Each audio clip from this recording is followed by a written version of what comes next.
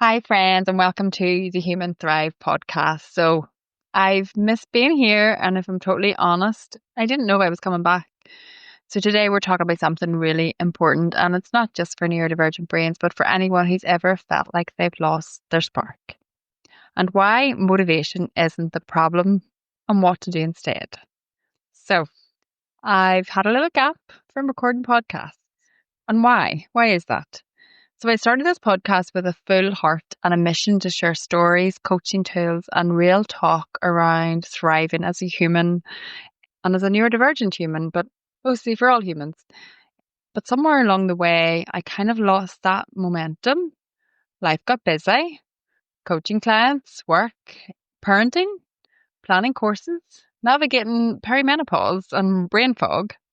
And suddenly the idea of keeping up the podcast just felt too much. And I'd written lots of episodes and I'd wrote down lots of ideas, but couldn't bring myself to do the actual recording.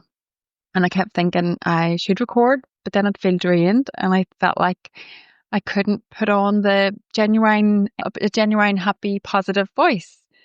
And then came the guilt, the spiral. Why can't I keep going? Other people manage it. Why can't I do it? Does that sound familiar? So eventually I realized I wasn't lazy. I wasn't uncommitted. I just didn't have a system, no structure, no strategy, just willpower. And as many of you know, willpower is not really a long-term plan. So motivation is not the goal. And something I teach my coaching clients, and I had to remind myself that motivation is not the fuel, it's the spark. And what keeps you going is structure, support, and small wins along the way. And ADHD brains thrive on novelty and urgency, but they also burn out fast. So instead of waiting to feel like it, I started to build a new approach. I made a list of episodes I actually wanted to record, not what I should do.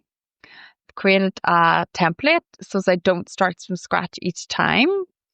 And then I can just put my notes in to my template.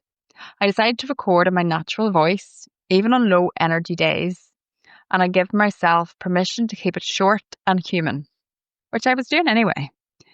But my Thrive tip to make it friction free, if you want to do something consistently, make it easier to start. So don't aim for perfect, which I definitely haven't done. Aim for possible. So put your mic and your notes somewhere where you can see them.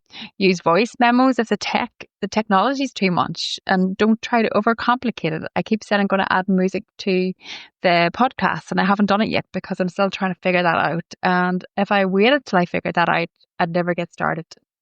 So I'm going to batch a few episodes together when my energy's high, and even if I have to take the rest of the month off, rather than having that time. And I think that's what most people do anyway. They batch record, so you're not having to rely on your energy being up all the time. And if you're working toward a goal that matters to you, whether it's a podcast, a project, or a creative dream, remember that you don't have to be motivated to be committed.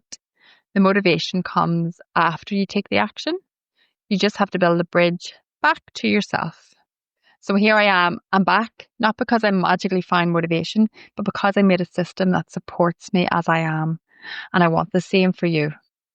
So if you love this episode, which was very short, just to tell you I'm back, share it on Instagram or TikTok and tag me at Neurodivergent Thrive Coaching so as I can cheer you on.